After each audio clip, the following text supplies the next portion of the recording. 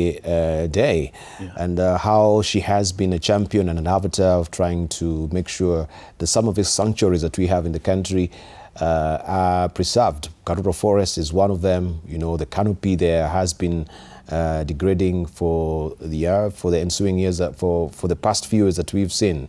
And even as you're talking about it, the threat is the NOS trying to install its, its barracks, within Karura Forest, that has raised a lot of uproar and people raising hesitation with that particular move as well. So does it really go to show also our premium attention to some of the sanctuaries, Mao or Forest, which has been also under threat, people infiltrating there, people being told to go and, even have shambas within some of these forests as well. Could you maybe just also tell us more, Hesbon? Yeah, thank you, Dibel. And allow me also to start by saying pole to the thousands of Kenyans who've been devastated with the floods. And sadly, we've lost many lives. And this time, Nairobi has been probably the worst affected in the entire country. So I think as a country, we need to ask ourselves, to what extent do we want to abide by our own structural programs and plans around how we manage our environment? If you go to Mau, just like you mentioned, there's a lot of encroachment, and definitely in several other waterways upstream. So the process through which the land can be able to absorb and slow down the flow of water during storms is affected, and therefore a lot of water finds its way very quickly downstream, and that affects the entire flow. But coming back to the issues of how we plan around some of these things, you could see that this was avoidable. Not long ago, I think when Kidero was the governor of this city, we had serious floods in this city, and there were plans to change things. Nairobi has a master plan that was developed in 2014, clearly defining how some of these areas can be looked around. And if you just look at the topography, some of our informal settlements are in very low-lying areas. You look at the drainages in those spaces, you can see there's a problem that is coming up there. As we make approval for these development plans, the very big high-rise buildings we are constructing, what about the accompanying infrastructure, drainage systems? Yes. We are not putting enough resources in those spaces. So when these huge storms come, you can almost be certain that we're going to have problems.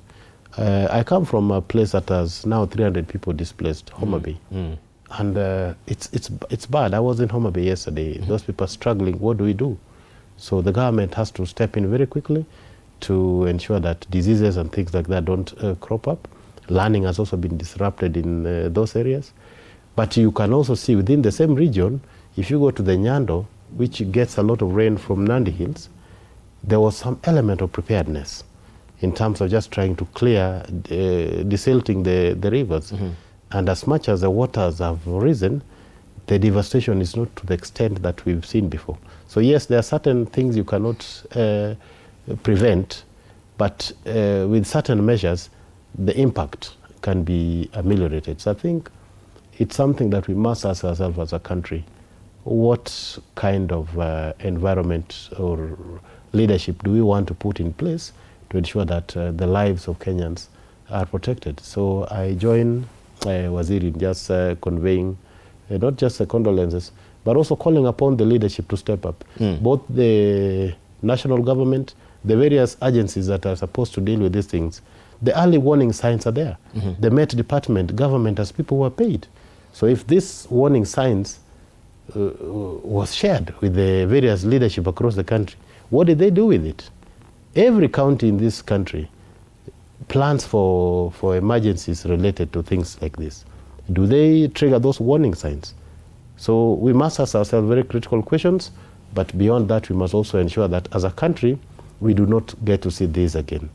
So beyond the flashy, I bought a boat by governor, it's not enough. This governor knows that this city, every other day they make approval of plans for buildings. Do they accompany them in infrastructure? Nairobi is a city where today, in upmarket estates, you see all manner of trucks with clean water. it's a clear demonstration that systems are failing. People are not putting the right resources in the required spaces. So this is just one. So you could see it building up and coming up. The various riparian lands, we've put up buildings there. So we block the water pathway, and then it becomes just devastating. So I'm hoping that even as we look at things like the restoration of Nairobi River, we will look at that plan, expand those dikes in a manner that allows more capacity of water to be channeled through those spaces, but also just consistently do desiltation. I don't hear much of that in Nairobi. I know in other regions, they do it, especially in those farming communities that look at the downstream areas. So it's important that as a country, we really don't get there again. Indeed, indeed. And thank you so much. So is it the problem of leadership, or there's just a systemic failure within, the county itself? As we see it, because we've seen different leaders taking over Nairobi County, but still we have the same perennial, problems. A violation of building codes. We have, as you mentioned, some of these estates that have, the building should not have gone beyond maybe 2 stories. Now we have stories going up to 16, 19, 20 floors as it stands right now. There is just a brazen violation of the density, because I think even in this city, the building code have been apportioned according to the density of the city. In Karen and maybe in Eastlands, it's diametrically different. You have a higher density there, but not maybe in Karen, because also of the water table that we do have at the end of the day. So is it a systemic failure that we do have, or it's a leadership? You can have a very good leader and then install him there, but still you'll have